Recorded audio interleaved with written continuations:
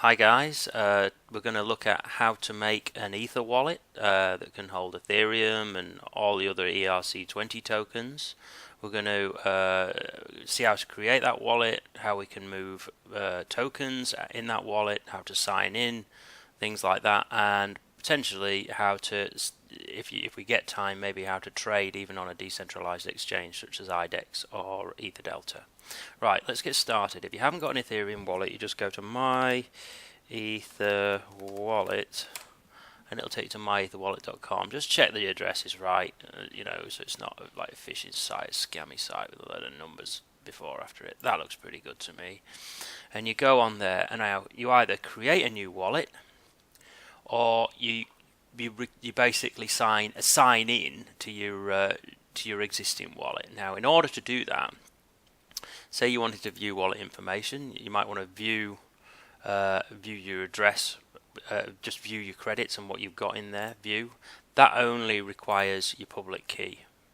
So you can use your public key if you've got that in text form, maybe on a memory pen. You can copy that from your paper wallet or type it out by hand, which is pretty boring to do. Or you can use the key store JSN file, which I'll talk about in a minute. Or you can go to send tokens, and that's pretty much the same way you can do it. Now, you can sign in using your private key if you've got that copy and pasted. In order to send tokens, clearly, if you don't want to just view your wallet, if you want to actually send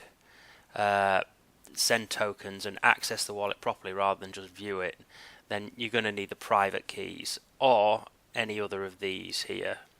Now, the easiest ways to do it, I think, are using either copy and pasting your private key from somewhere. Now, a lot of people would say that that's fairly unsafe. You shouldn't leave stuff lying around your computer. People can hack it and get into it. But if you use, say, a memory pen or a couple of memory pens to hold your private keys and text of your private keys on there, which are no longer plugged into your computer, so they're offline, then I don't think it's as dangerous. You can also use this JSON file system, which is created when you create a new wallet. So you would go to new wallet, you press create wallet, and then it immediately asks you first it asks you for the password, which you have to remember, and then it'll give you the file, which you then just download and save. And again, you can either save that to a memory pen, or to be honest, it's a little bit safer because you can keep that one on your on your computer, because you need that and you need the password that you've just created to get logged in. Now, I've recently created a wallet for a friend of mine who's having a bit of trouble kind of understanding Ether wallets and a bit uncomfortable with them. So I'm going to sign in using this JSON file. So you select a wallet file and it's there, and then I'll just open that. But then it's going, right, what's the password? So this is the one I created right at the beginning, and you type in your password.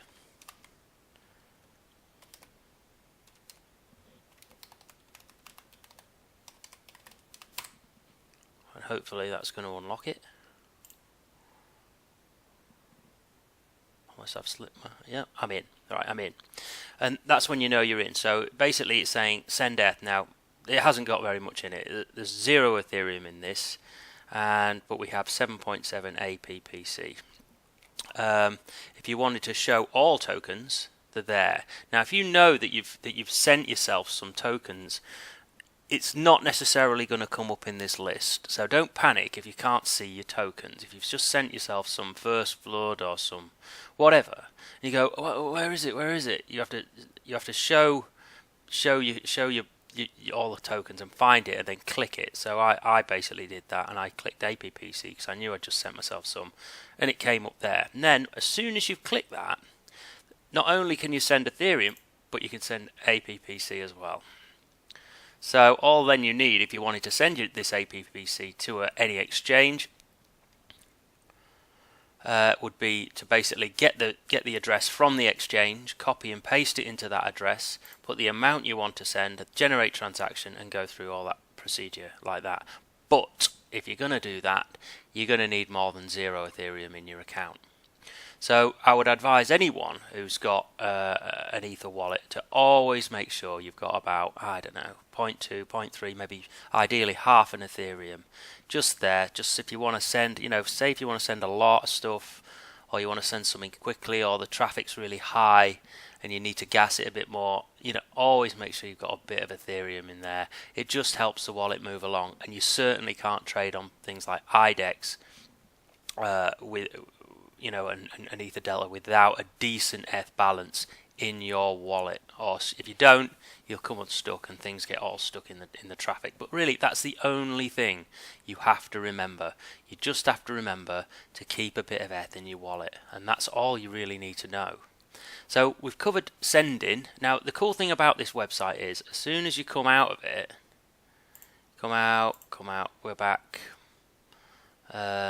new wallet, and then you go, oh no, I wanted to send. It doesn't let you in. You're out. As soon as you're out, and you have to sign back in again. You have to go through the whole thing again, basically. Now, there's another thing you can do on this is quite cool. You can view wallet info. Now, if you just want to view it using your public key, you can have it like that. But say you wanted to, view your wallet info with all your private key stuff, then you could do that. But I'm going to sign in with this again. Select wallet file. It's the same wallet, but it's not letting me in. I have to do it all again.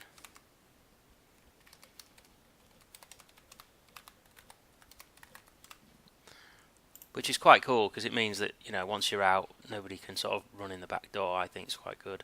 And there it is, right? So that's your public key. You can give anyone that key. It's fine. Anyone can see it. That's the whole point of it. You've got a longer private key. This is the QR code for your public key. To be honest, I haven't really found need to use that QR code yet. It's probably better used in when you sign in with a mobile phone, because if you're on a PC, you don't really use it. But that is that, effectively. And then you've got the private key, and if I wanted to see it, I would press that button. All this multi-numbers that look a bit like that will come there, and there'll be a QR code there. You could then print that again and get another copy of what people call your paper wallet. Okay, that's the paper version of signing in. So you can use this and this to sign in and into the My Ether Wallet platform to look at and access your Ether wallet.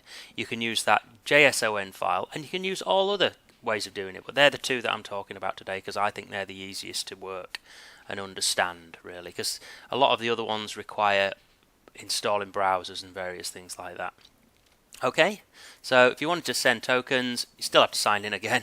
So we know how to view, we know how to send, we know how to log in, and we know how to create a transaction. Okay, and it really is as simple as that. The cool thing about it is that one Ethereum address that we saw when we did view is the same address that you send all your ERC20 tokens to. So if you're holding First Blood and you want to get that off an exchange and put it in your Ethereum wallet, you just use your main address, your normal Ethereum address, and as long as you can find it in your wallet by looking at the side, it'll be there, and it exists on the blockchain. It doesn't exist on this computer. And you could have, as long as you've got your sign-in data and your password, your private keys, or your JSON file and your password, you can pretty much go to any computer in the world, sign in, log in, go to My Ether wallet, and go through the procedure that I've just gone through, and you'll be able to get into your wallet and send it to wherever you want. So that's pretty much it for how to create a wallet and how to send to various places. It's quite easy. And I actually think the Ethereum wallet's really cool, because it's one wallet and it can hold hundreds of different tokens, and I think it's a great system. If I wanted to go onto IDEX, now that's really good. IDEX, right, decentralized Ethereum exchange. Okay, go on to IDEX, IDEX. It'll get you in, and there it is. It's a pretty good exchange. It looks a bit like Ether Delta. It's faster, it's less glitchy, it's much better. Now, so if I wanted to unlock a wallet again, now I could go key store file, select file, there it is again, open, and then I put my password in, just like before, just like in the My Ether wallet. So that key store file linked with that password is linked to that account wherever you go. It's not just linked to the My Ether Delta, My Ether wallet. Sorry, it's everywhere. It's linked to the account rather than actually any particular website. So I'll type it in again.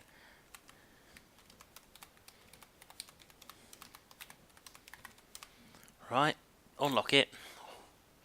Unlock it, please be patient. And there we're in. Okay, so look at balances, full balances, and it'll show you what you've got. Just give it a second. And there it is, app coins 7.7, just like it was on my Ether wallet. Now, if I wanted to trade on IDEX, first of all, I would need more Ethereum than 0 in this account, so I'm not going to attempt to do anything here. But what you would effectively do is you'd get that and go, I want to trade these app coins, I want to get Ether for them now, I've held them for long enough, they're a good price, I want to sell them. So then you'd have to press deposit, and then it would say, deposit, would you like to deposit, how much do you want to deposit, and say you wanted to deposit all of it, because you can deposit all of it if you've got Ethereum to gas the transaction.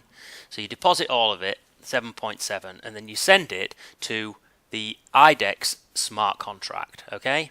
And then as soon as you've done that, when you go to the exchange, these app coins will appear. So you go to APP, search for them, you go APP, there it is, there. And as soon as you would pull that up, I don't have the facility to buy, and I wouldn't have the facility to sell, but I could sell them if I had them, and it would tell you how many you've got and how much you can trade basically within the platform once it's actually loaded up and you've sent them to the smart contract. But we haven't, and it's exactly the same as anything else. You look at all the trades here. These are all of the bids. They're the asks. It's pretty straightforward, and it's just like trading on a regular exchange, basically. So you would just put your price in, making sure it's a bit more difficult in the way that you have to really make sure you've got the right number of zeros, or you'll really drop the ball. And make sure you're getting the right amount of Ethereum if you're selling, or you're getting the right amount of tokens if you're buying with Ethereum. And it's as simple as that. Then what will happen is, once you've sold your app coins, it will appear as Ethereum in your balances. Yeah, you do quick balances. In your balances, full balances, and instead of saying app coins, you'll have like 0. whatever Ethereum. Then you would say withdraw, and you'd withdraw that Ethereum, and you go, do you want to withdraw it to your Ether wallet? And you go, yeah, I want to take it out of the IDEX smart contract now, effectively this exchange. And you withdraw it back to your wallet, and then as soon as it's on your wallet, you just go, oh, well, I'm out of here. You know what I mean? I'm out. Sign out. Well, you sure you want to sign out? Yeah. And you're out of there, and you're gone. Yeah, and you will be, even though it says it there. It says that there. It's not. You've gone. And that's pretty much it. You're out.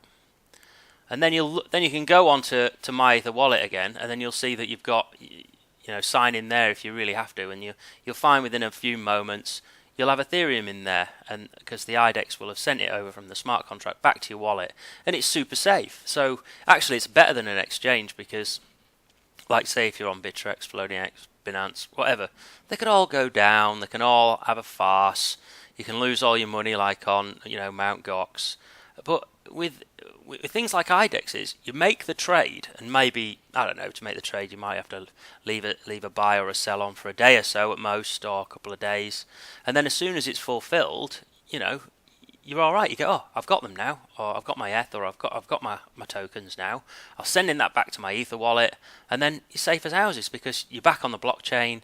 It doesn't matter if IDEX goes down now, because you've got all your stuff and you're sorted. And it really is that simple. I don't think it's anything to be scared of when you've got an Ether wallet. I think it's a brilliant wallet.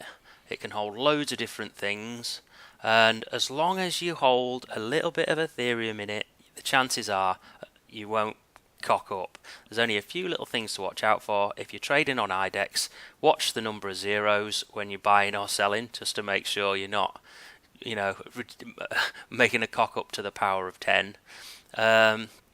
And don't leave your private keys on your computer as an easily accessible document.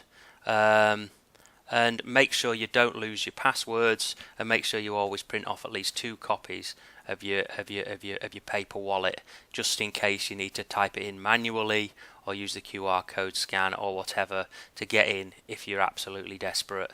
And then as soon as you've got that and you stick it, I don't know, in your copy of whatever, Huckleberry Finn or whatever it is in your library, and you always know where your private keys are and your paper wallet is. You'll never come unstuck. It might take you about 5 minutes to type out the private key, but you'll still get your tokens. So anyway guys, that's pretty much wraps it up for Ethereum wallets and trading on IDEX basics, and I hope it's helped those who have never done it and are thinking maybe they should, because you can get some right good deals on IDEX, guys. People don't like to do it, and because it seems complicated. And the thing is, when things seem complicated like that, it's just like, it's perfect, because you think, well, most of the people are staying away, which means I'm probably getting a pretty good deal, because as soon as it arrives at exchange, it'll go 2, 3, 4x maybe, and you'll make a fair bit of money. Not to mention maybe make it on IDEX itself, I don't know. But anyway, you've got some new coins on there all the time, and so that's pretty much it. So I'll see you guys later. Bye.